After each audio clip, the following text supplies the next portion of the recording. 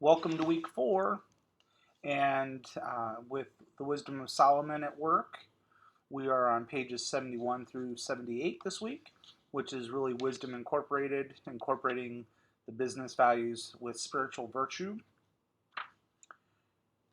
All right, so I think I want to turn our attention to page 73, and that's where you get to the end of the story there about the Harvard MBA and the fisherman.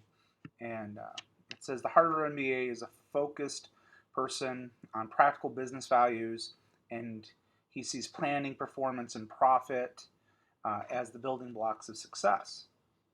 Whereas the fisherman, life is centered on the living in the present with concern for love, respect, and happiness based primarily on relationships.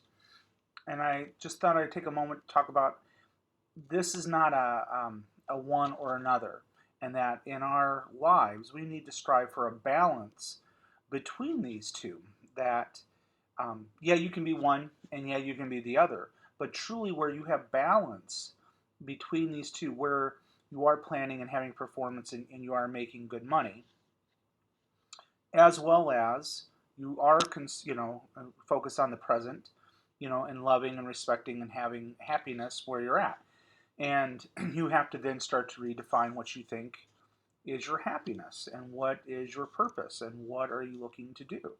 And, um, that has made me reflect several times as a leader to think about, well, maybe my true happiness is really when I'm leading at the building level as opposed to when I was at the central office level for a while. And although my strong desire is to lead at the district level, I have to also know there's a balance to that. And I already know what it takes out of my personal time. And so, for those who are not going to pursue in education, think of it as mid management. Mid management already takes a severe amount of my time with people. And then you need to think about, senior level management. And my goodness, that takes even more. And you have to ask yourself at what cost and what balance to your life. So I think that's a great little place to reflect on 73. And then on 74, it says, for too many of us, the world of work is ruled by values of the Harvard MBA. And that is so true. And so my pushback to you is, as you go forward in your next step in your career, I need you to think about, seek out those places where your values and the company's values align. And this is why it's important to have your set of core values, to have determined who you are and why you exist. Um, as I gave you a set of my core values earlier, if you've looked through some of the videos. And one of them is high expectations. Another one is generosity and integrity. And so when you know that you have those values, and those really aren't the values. Um, it's what comes with those values. So, um, when it's um, doing what you say you're going to do under integrity, um, that's the value. Um, and so, and that's what Simon Sinek talks about as well. If you ever follow Simon Sinek, um, he talks about what's the verbs, what's those pieces, and so um, when I say high expectations, that's really not the core value. It is that we are working towards excellence, not perfection, excellence. That we're doing the best every day with what we have, and trying to do even better as best as we can.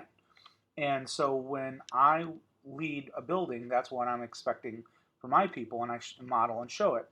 When I don't see that from my upper leadership, my upper management, I struggle with that because high expectations really matters to me. So you need to find some alignment there.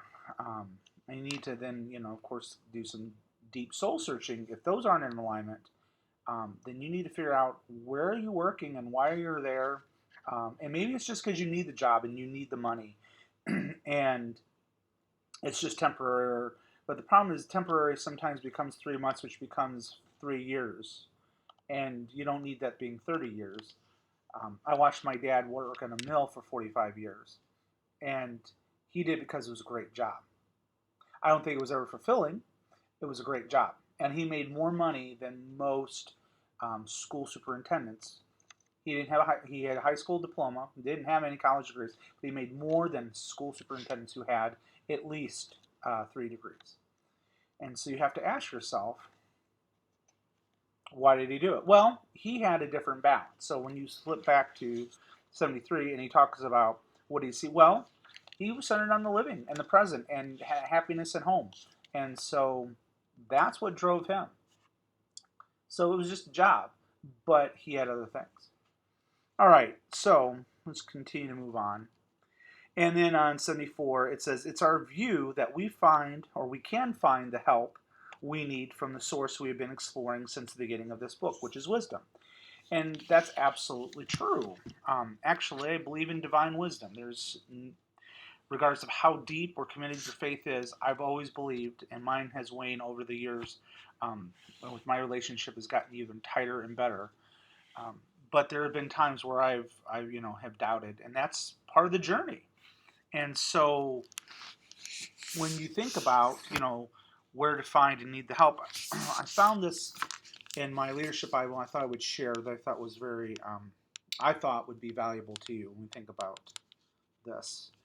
And it says, why are you valuable to God? And of course, we're all valuable, but you're valuable because of who you are. You're made in His image. You are valuable because of what you cost. And then you are valuable because of what you can become. And the things that you need to know and do. You need to discover your spiritual path and start moving forward. And that really reawakened in me when I started my educational specialist degree in 2010. And that's the step before my doctorate. But, be humble and disciplined. Experience community, serving one another. Use your unique gifts. And then keep growing, because God wants you to continue to do great things. So as you think about, what, your source, I would always redirect you back to the Bible. That's a great place to go. And then last but not least, in the book, they talk about, you can move through an exercise or through the steps on page 75. And I thought what would be helpful is, I took some notes on mine I'll share with you. And it talks about recognizing, it's in a business value, identifying that business value and spiritual virtue for incorporation.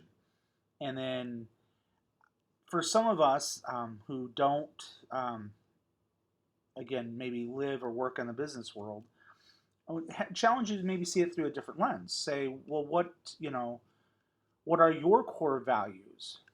And then after you know what your core value or core values are, then go through what words can you think that describe, define, associate with that value and virtue, which is kind of what I was getting at, which is, it's just not high expectations. It's about showing that we work hard every day doing excellence, whatever it takes. And it says what feelings of the value, how important is, and so as you describe those values, you really can answer these questions.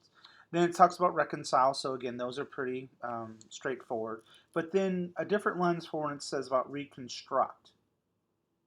And maybe it's not, can you see a different relationship between the value and virtue? Maybe you need to reframe it and think as, how do you see the relationship? And that's as you move into your next role from here. So, when you think about where you're at and where you might be going, and then think about the relationship between your values and virtues of what you have now or what you're working in and what you're hoping to achieve or maybe in the next workplace. So that would give you some ideas of how to reframe that as if you want to use page 75 and doing the recognize, reconcile, and reconstruct example activity, of trying to see that through a different lens, where it's, frame it through your core values, and then as you're looking at the current present versus your next step. So there's a quote I want to leave you with. It's from Dolly Parton, and it resonated with me this week as we were reading these pages. And Dolly Parton says, "Don't get so busy making a living that you forget to make a life." And I think, um, if anything, from these few pages in the book, um, that's the one thing you can glean from the story between the Harvard MBA and the fisherman is, and thinking of your values and where you're going, is just don't get so busy making, a living that you don't make a life. So, all right, keep it up this week.